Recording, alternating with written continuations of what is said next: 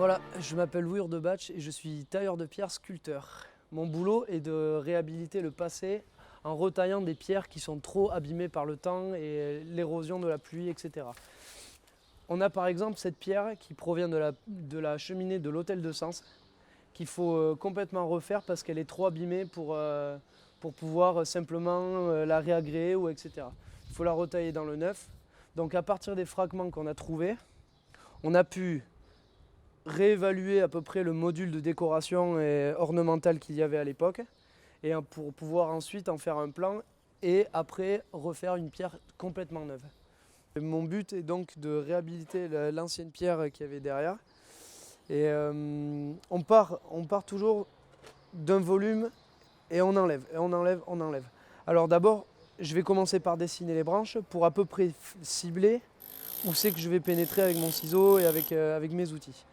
Parce qu'il faut avoir une idée, bien sûr, il faut avoir une idée bien en tête, la garder et faire selon l'humeur de la pierre aussi. Parce que la pierre choisit un peu son motif, moi j'ai le mien.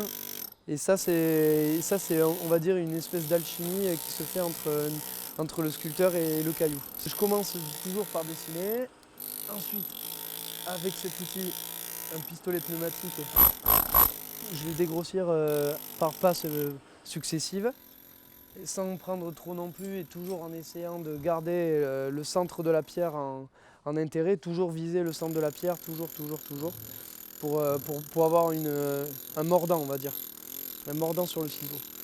Et ensuite, à partir de là, par des outils de plus en plus fins jusqu'à des types de râpes, etc., je vais venir affiner mes trous et tirer des formes, l'essentiel étant... Le principe de la taille de pierre, c'est d'enlever la matière, de casser. Mais on n'est jamais à l'abri de faire une casse qu'on ne maîtrise pas, une casse qui dépasse le geste ou alors l'esprit même du tailleur, parce que la pierre a décidé de casser. Et par exemple, ça peut se faire sur une petite branche et dans ce cas, on garde l'aspect naturel et c'est encore bon.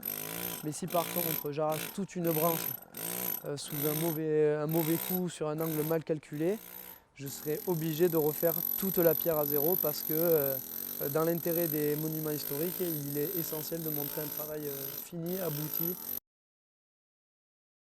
Donc l'intérêt essentiel, c'est toujours de maîtriser son outil, d'être patient, d'être tempérant. On retape dans des vertus pratiquement martiales et surtout d'être bien concentré. Il ne s'agit pas de penser à faire les courses ou de penser à sa copine pendant qu'on taille parce qu'à la moindre erreur, ça pourrait avoir des répercussions où on ne pourrait pas retourner dessus. Donc il faut vraiment être très concentré, sage.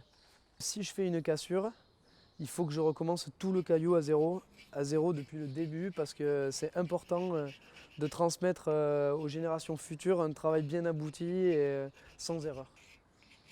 Alors un boulot comme ça prend plusieurs semaines de travail et l'idée c'est de sculpter le maximum de la pierre, voire l'intégralité de la pierre en bas. Mais selon le temps qui m'est proposé par rapport au système de levage qui va venir exprès pour le caillou, il faut que je m'avance un maximum pour éviter d'avoir du travail à faire en haut après la pause. Donc l'idée c'est que dans quelques jours, dans une semaine et demie pour être précis, la grue va arriver. Il me reste une semaine et demie pour pouvoir aboutir au maximum le caillou et donc anticiper sur le moins de travail de finition en haut. Et ça sera un système qui va venir en étau attraper la pierre et avec la grande grue on va pouvoir la poser à sa place initiale qui est le plus haut caillou qui sera sur l'hôtel de Sens.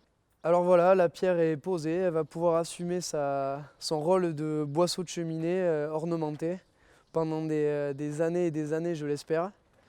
Et je suis très fier aujourd'hui de pouvoir contempler mon travail et de pouvoir en parler comme ça à tout le monde.